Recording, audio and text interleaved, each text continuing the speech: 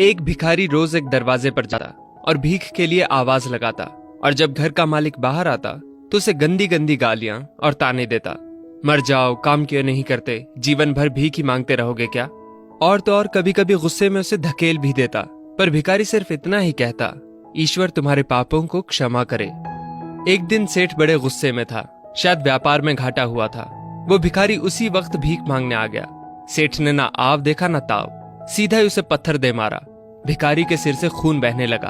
फिर भी उसने सेठ से कहा, ईश्वर तुम्हारे पापों को क्षमा करे, और वहां से जाने लगा।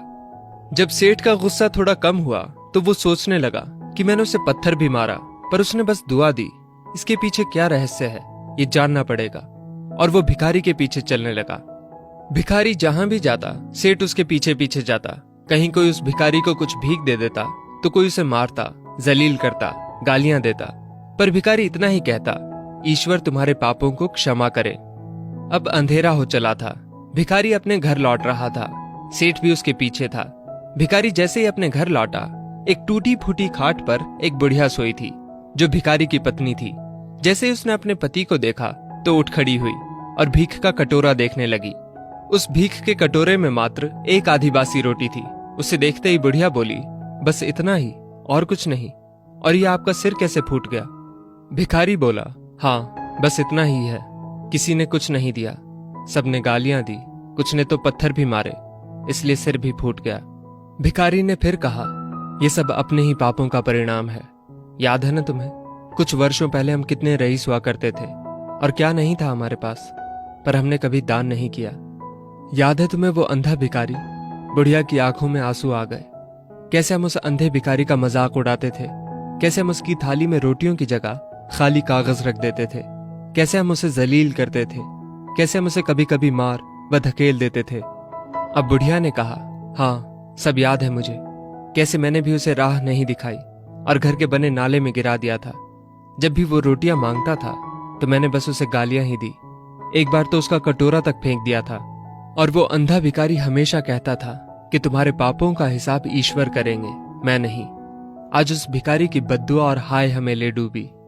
फिर भिखारी ने कहा, पर मैं किसी को बद्दुआ नहीं देता, चाहे मेरे साथ कितनी भी ज्यादती क्यों ना हो जाए। मेरे लब पर हमेशा दुआ ही रहती है।